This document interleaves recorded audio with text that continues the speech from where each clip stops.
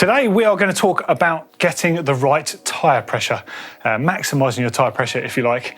Now this is probably the most influential thing that you can do on your bike, and is absolutely free to experiment with. You're just putting air in your tyre or releasing some, and it has the single biggest effect on how your bike performs off-road, even more so than suspension initially. Your tyres are that contact patch between your bike and the ground.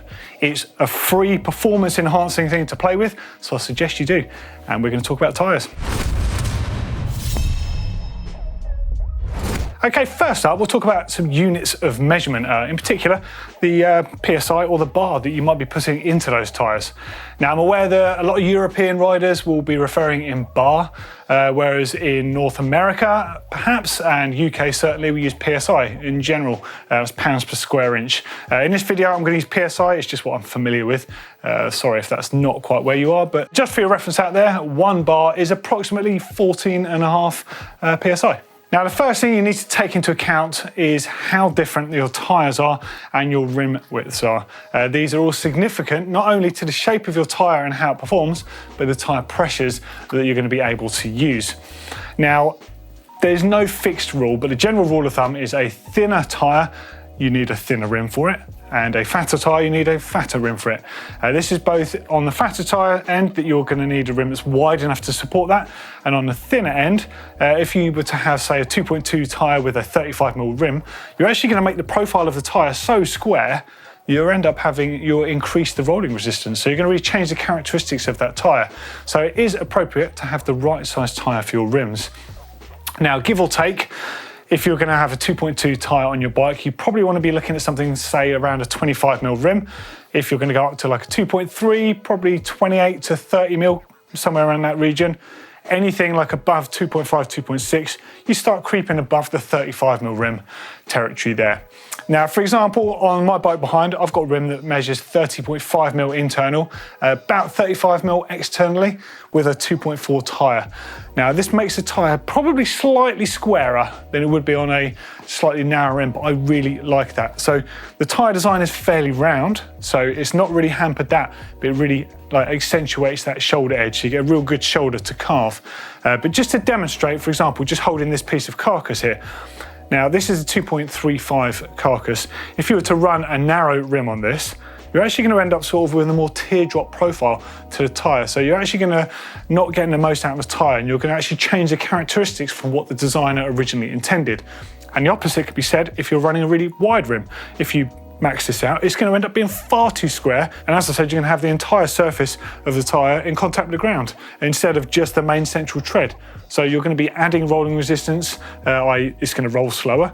You're also going to have a very angular corner on there. So really important to get the correct width rim or the correct size tyre to suit the width of your rims. The next thing to take into account when experimenting with tyre pressure is your actual hardware itself, the tyres. Now, you're going to get different configurations and styles of tyres to suit different styles of riding, and accordingly, you'll run them very differently. Now, for example, a cross-country tyre will likely have a 120 TPI casing, which is very fine threads, which means the tyre carcass can be very thin and very supple.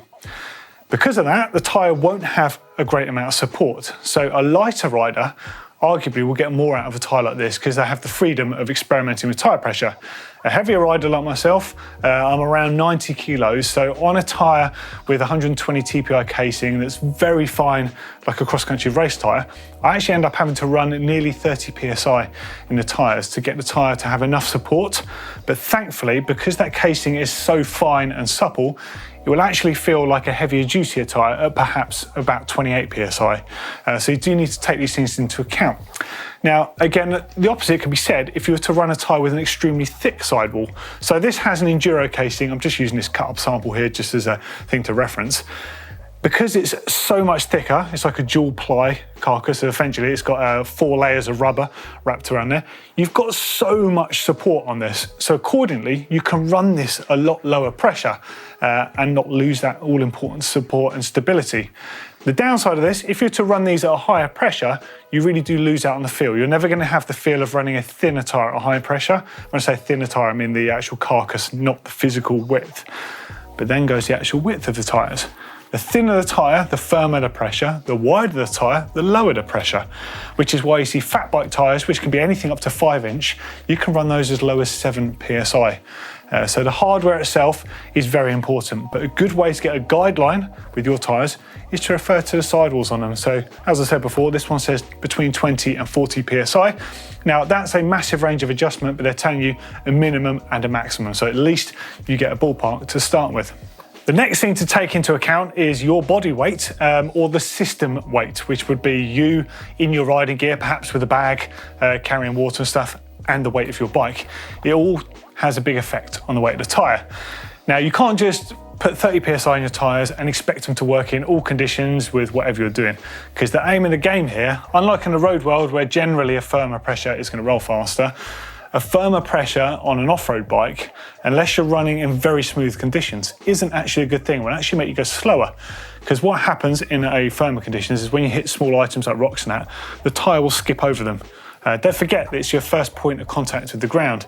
If you're running a lower pressure, that tyre can deform and it can conform to the ground. Yeah, if the tyre is rolling on the ground rather than bouncing up in the air, your forward momentum is going to be better. That's why it's so important to get the correct tyre pressure. Now, the heavier rider you are, generally, the more tyre pressure you're going to have, and of course, probably the heavier duty tyres you're going to have to give you the support that you need.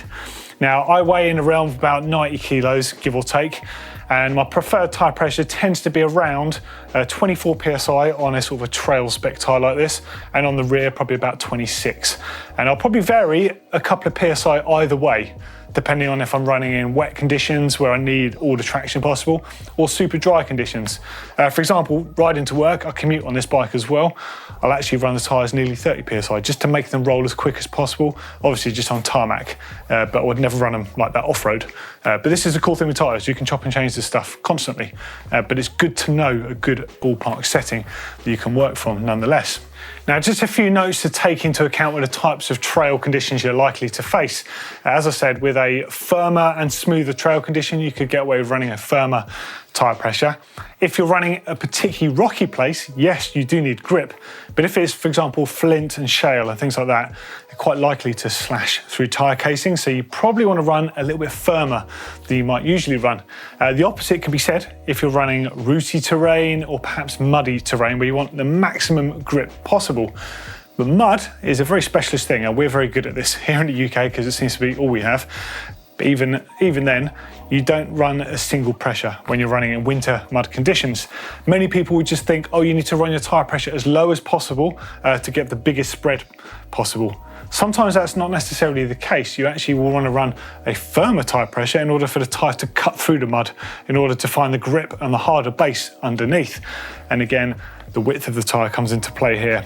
Think of the cyclocross world. They'll be running tiny little tyres and they can get insane amounts of grip because those tyres are cutting through the mud. Not suggesting anyone should run drop bars on a mountain bike or do anything that ridiculous, but you might want to consider, if you're running in wet and muddy conditions a lot, actually having a different tyre just for those conditions, because it's very unlike anything else that you tend to ride in. Get yourself a tyre pressure gauge. It doesn't matter if it's an analog one or a digital one, but get that and use that to refer to your tyre pressures. Now, most pumps, whether it's a floor standing pump, sometimes known as a track pump, or a mini pump, will have a gauge on of some kind, and they will all vary slightly. I bet if you have 3 different pumps and you check your tyre pressure with them, it'll be slightly different on all of them. So just use the tyre gauge.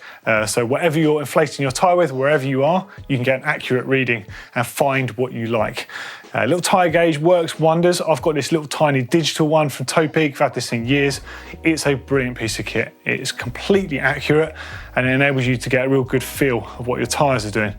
The most surprising thing about experimenting with these is noticing the fact that you will probably be able to notice the difference in 1 or 2 psi between inflating your tyres. It makes a big difference. Another good reason for carrying one of these with you is depending on where you ride. Let's say, for example, you're going on an alpine mountain biking holiday. Tyre pressure is affected by altitude, but also the temperature out there. In very cold conditions, your tyres can feel quite soft.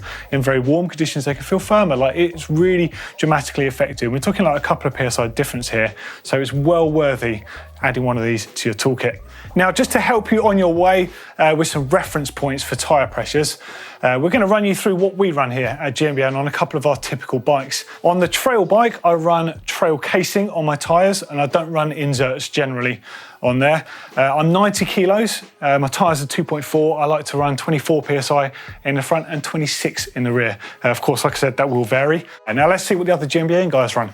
Right, hey guys, yeah, finally just got back from a filthy ride and got the bike cleaned up so you can check it out. Now this is one of my enduro bikes. It's an Orbea Occam LT, 150 at the back, and I've got it at 160 on the front. Now my tyre setup on here is, well, I've got it dialed over the years. I'm 6 foot tall, or 183 centimeters, and 81 kilograms in weight, and I'm running Vittoria Mazza Trails front and rear. That's the trail casings. Now, I will go up to an enduro casing, a thicker casing, should the track dictate, but for the way I ride and how I like them to feel, I go for the trail casings. They're 2.4s, and will often sometimes be a 2.6 on the front, but 2.4s all the way around at the Mo. Tyre pressures is 23 at the front, 25 at the back PSI, and there's always an insert at the back, because I run them paired up to the Spank aluminium rims, but I always run an insert just because the back takes all the bangings when you're manualing through and powering through stuff. Pressures, I am a pretty standard guy. I've never really changed them. I run 28 PSI in the rear, 26 up front. I know that's quite hard, but I'd rather have it a bit too hard and just have it so the tyre doesn't squirm. I hate that feeling of a tyre. If it's a bit soft, it can feel really nice over little bumps, but when you push it hard into like a berm or a compression, that squirm, when you might not even burp, it just moves. I hate that feeling. Well, Quite a surprising range of tyre pressures there amongst us. Hopefully this has been helpful for you, and I'm sure one of us will give you some sort of guideline specs there to try yourselves at home. I'd love to know what tyre pressures you've settled on, or if you've not, are you going to go out and get yourself a tyre gauge? I strongly urge you to, because it's free traction once you've got one of those things. Honestly, it's brilliant. Hopefully the video has been helpful for you. Let us know what you think in the comments underneath, and we'll see you in the next one. Ta-ra.